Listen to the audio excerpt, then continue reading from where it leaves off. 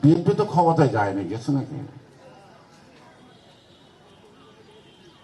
তাই দল বিএনপি প্রতি এত লাগছে কেন? এখন আমার মনে হয় বিএনপি ক্ষমতায় যাবে, সেই কারণে যাতে না যেতে পারে তার জন্য তারা একত্রিত হয়েছে, তো সুতরাং একটা অবাধ সুষ্ঠু নির্বাচন আমি আশা পোষণ করি, প্রত্যাশা করি যে ডক্টর মোহাম্মদ ইউনূস মাননীয় প্রধান উপদেষ্টা এই পর্যন্ত যতটুকু কথা দিচ্ছেন, এই কথাগুলি যদি সঠিকভাবে পালন করেন, তিনি একটি সুষ্ঠু নির্বাচন করলে কেউ বাধা দিয়ে আটকে রাখতে পারবে না, জনগণ লিখে দিবে। আর যারা যারা বিএনপি ক্ষমতায় যাওয়াটাকে পছন্দ করতেছেন না, আমি বলবো কালকে এই শহীদ মিনারে এসে শপথ গ্রহণ করেন যারা যারা আছে না, যারা আবার শহীদ মিনারে আসতে আবার একটু চান না, তাহলে ইসলাম গেল বলবেন। আর এখানে যারা নামের স্মৃতি, তারা সবাই ইসলাম, সবাই মুসলমান, এখানে হিন্দুর নাম নাই। তাই তাদেরকে বলবো আপনারা একটা ঐক্যজোট করেন, করে 300 আসনে 300 প্রার্থী দেন। বিএনপি এককভাবে 300 আসনে প্রার্থী দেবে, লড়াইটাও হয়ে যাক।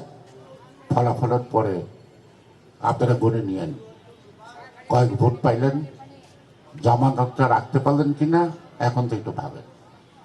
সুতরাং বিএনপি ক্ষমতায় যাওয়ার জন্য পাগল হয় নাই, বিএনপি গণতন্ত্র উদ্ধার করার জন্য পাগল হয়েছে। আমাদের এই নতুন প্রজন্মের নেতা বিএনপি কে? তারেক রহমান। তিনি কি বলছেন? আমাকে ভোট দেওয়ার দরকার নাই, কিন্তু আমি আপনার ভোটাধিকারের জন্য আন্দোলন করছি, আমার হাতকে শক্তিশালী করো। এর স্যার কি জবাব দিবেন নাকি? সুতরাং জনগণই সকল ক্ষমতা দিত। জনগণের উপর আস্থা বিশ্বাস রাখেন না, যে জনগণ আপনাকে সন্তুষ্ট হয়ে কতটুকু দেয়। আর জনগণ যখন দিবে, তখন আপনার তার নীতিপালায় কিন্তু মাপবে আমি কারে ভোট দিতেছি, সে পারবে কি না, সেখানে তারও কিন্তু একটা ব্যাপার আছে। সেই কারণেই আজকে আমি আবার বলছি, বিতর্ক সৃষ্টি করতে চাই না। সকলের ঐক্যপক্ষ প্রচেষ্টার মধ্য দিয়ে, আমাদের জানা অজানা অনেক ঘটনার মধ্য দিয়ে 17 বৎসর যে লড়াই, আর লড়াইয়ের শেষ প্রান্তে যারা জীবন দান করলেন, যারা পঙ্গুত্ব বরণ করলেন, তাদের সন্তানের জল, চোখের জল, তাদের মা বাবার চোখের জল দিয়া লেখা এই গণঅভ্যুত্থানের গর্বের বিষয়টা।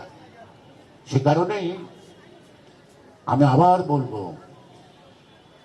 যারা জীবন দিচ্ছে তাদেরকে হারিয়ে দিয়েন না। তারা হারলে আপনারাও হারবেন, মরবেন কিন্তু শহীদ হবেন না।